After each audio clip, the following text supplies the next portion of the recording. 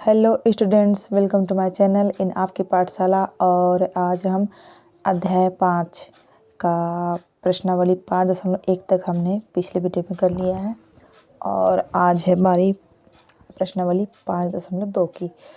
तो प्रश्नावली 5.2 करें इससे पहले हम कोष्टकों के प्रकार को जान लेते हैं। तो चलिए बिना देरी किए आज के इस वीडियो को स्टार्ट करते हैं। तो देखो बच्चों,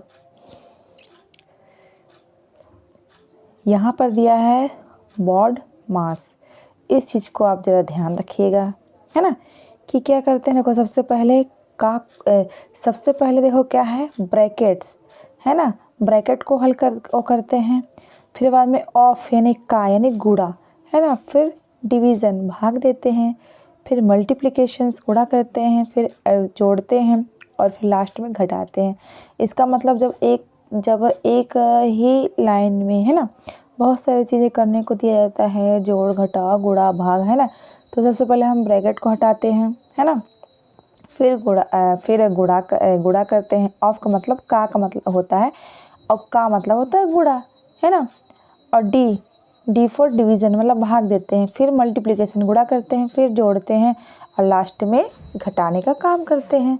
अब देखिए क्या है, कोष्टक के प्रकार दिए यहाँ पर। कोष्टक के प्रकार देख लेते हैं। 4 तरह के कोष्टक दिए गए हैं, है ना। रेखा कोष्टक या सरल कोष्टक, है ना। बार देखो इसको ऐसे लिखा जाता है, ठीक है, इसका संकेत है ऐसे। छोटा कोष्टक या साधारण कोष्टक, इसका इस्तेमाल अधिकतर क्या है होता है। अब देखो तीसरा मंझला कोष्टक या सर्पाकार कोष्टक या धनु कोष्टक, है ना। अब है सबसे बड़ा चौथा नंबर बड़ा कोष्टक या वर्ग कोष्टक, है ना। इन चारों कोष्टकों के बारे में आप लोग अच्छे से और मतलब कि जो बता रही हूँ उसको ध्यान दीजिएगा और खुद से भी इसको पढ़ाई करिएगा अच्छे से, है ना। तो ये साइन दिया गया है उसी को बताया गया है बार बार, है ना। सर्वप्रथम रेखा कोष्टक, है ना, या बार कोष्टक ये है, छोटा कोष्टक ये है, फिर मंझला कोष्टक है, फिर बड़ा कोष्टक है, ठीक है। तो ये बता दिया गया है यहाँ पर कोष्टकों का प्रकार। चलो अब आगे देखते हैं। अब यहाँ पर देखो बहुत सारे उदाहरण दिए गए हैं, ये सबको भी आप लोग देख लीजिएगा और कैसे इनको हल किया जाता है उसको भी आप एक बार अच्छे से देख लीजिएगा, ठीक है। ये उदाहरण दिए गए हैं, ठीक है, देख सकते हैं आप। अब हम सीधे आते हैं प्रश्नावली।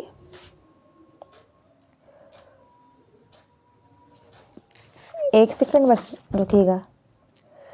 ये देखिए प्रश्नावली 5.1 है, 2 है और हम इधर एक आगे की ओर देख रहे थे, ठीक है। तो चलिए इसको अब हम हल करते हैं। तो देखो क्या है बच्चों, क्या दिया है, निम्नलिखित को सरल करना है, ठीक है।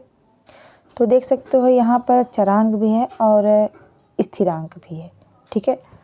तो इसमें हम पहले जो दिए गए हैं प्रश्न उनको हल करते हैं, फिर समझ में अच्छे से आप लोगों को आएगा, है ना, कि क्या है ये। तो देखो प्रश्नावली 5.2 में पहला क्या है, 2a धन 4a कोष्टक में a धन 5b है। तो देखो जब ये कोष्टक आ जाता है ना, तो मतलब इन दोनों जो भी इधर लिखा है उसके बगल में संख्या, है ना, अगर धन और ऋण का नहीं है तो मतलब गुणा है, ठीक है। कोई भी मतलब कि चिन्ह नहीं है तो मतलब गुणा मानते हैं उसको, ठीक है। तो इस 4 का गुणा ना इन दोनों में होगा, किसी एक में नहीं, ठीक है। तो 2a लिख दिए वैसे का वैसे। तो 4 का गुणा a से हुआ तो 4a हो गया। अब 4 गुणा 5, ये धन का निशान है, देखो ये भी धन है, ये भी धन है, धन धन धन होता है ना।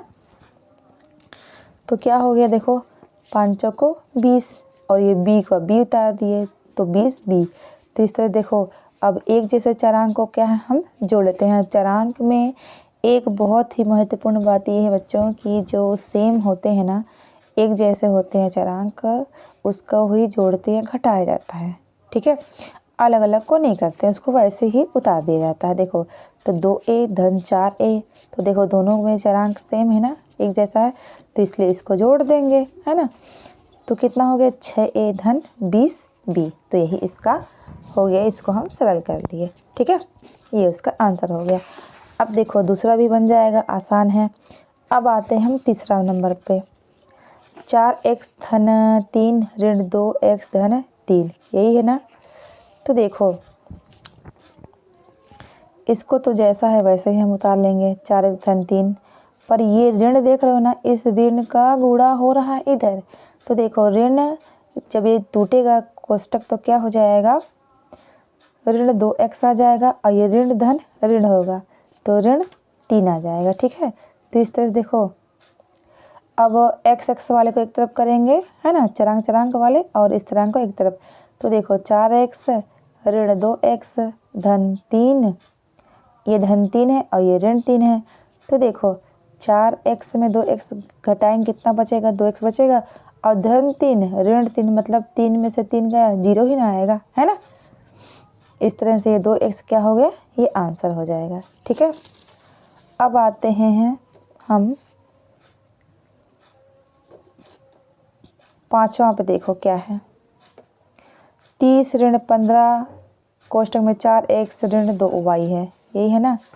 तो देखो 30 ऋण इस ऋण 15 गुणा 4x में तथा ऋण 2y में होगा। तो देखो 30 का 30 उतार दिया गया है, 15 गुणा 4 से करेंगे तो 15 चौका 60 हो गया, और ऋण ऋण धन हो गया, है ना, गुणा हो गया ना। तो 15 दूनी 30, 30y, यहीं तक ये सरल होगा। ठीक है, अब आगे नहीं बढ़ सकता है।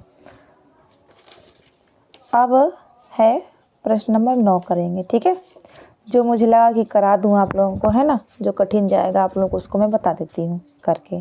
ठीक है, तो देखो 9वां क्या है, 3/4 धन 11/19, फिर कोष्टक में बड़े कोष्टक में है 6/11 धन 7/22, यही है ना। तो देखो कुछ नहीं बच्चों, ये सब हम पहले भी कर चुके हैं। कैसे कर लिए, इन दोनों का एलसीएम लिए तो इतना आ गया, इनका एलसीएम लिए तो ये आ गया। अब क्या, कुछ नहीं, इन दोनों को जोड़ेंगे और चाहो तो यहीं पर छोटा कर दो, या चाहे ये जो ये है ना संख्या, अंश अंश का गुणा हर का गुणा करके मैंने किया है, तब जाके कहे क्या आया है इसका आंसर 1.14 या 1 सही 1/4 आया है। ठीक है ना आसान। अगर करोगे ना बच्चों, देखो 3/4 धन 11/19 का करेंगे ना हम, तो इन दोनों का एलसीएम, है ना, और लघुत्तम समापवर्तक दोनों देखो क्या है, एक 19 और 4 अपने अपनी संख्या से क्या है ए विभाजित होंगे। ठीक है, तो 19 चौको 76 हो गया। ठीक है, इसका नियम तो मैंने बताया है बच्चों, है ना। और फिर क्या है, जो ये आया है इसका भाग 4 से करेंगे, और फिर जो भागफल आएगा इसका गुणा 3 से किए हैं तो 57 आया, फिर धन का चिन्ह कर दिए, फिर 76 को हम भाग देंगे 19 से। ठीक है, फिर जो भागफल आया ऊपर 11 से गुणा कर दिया, उसी तरह इसको भी 11 और 22 का एलसीएम लिए तो 22 आया, है ना। फिर इस 22 का भाग इससे करेंगे, जो भागफल है इसका 6 से किए गुणा, इस तरह से ये आ गया। ठीक है, फिर 22 का भाग 22 से करेंगे तो एक बार में जाएगा, और 1 का गुणा 1 7 से करेंगे तो 7 आएगा, है ना। तो इस तरह से ये सब आया है। ठीक, और इसमें आप लोगों को जो समझ में नहीं आएगा ना, उसको एक कमेंट करिएगा तो मैं आप लोगों को बता दूंगी। ठीक है, इसी के साथ आज का ये वीडियो भी पूरा होता है, और आज के लिए इतना ही। आप लोगों को ये वीडियो कैसा लगा ज़रूर बताइएगा। अगर अच्छा लगा होगा तो इस वीडियो को एक लाइक करिएगा, अपने दोस्तों से इस वीडियो को शेयर करिएगा, और मेरे चैनल को सब्सक्राइब करिएगा। मिलते हैं नेक्स्ट वीडियो में, तब तक के लिए bye bye and take care. जय हिंद, जय भारत, जय छत्तीसगढ़।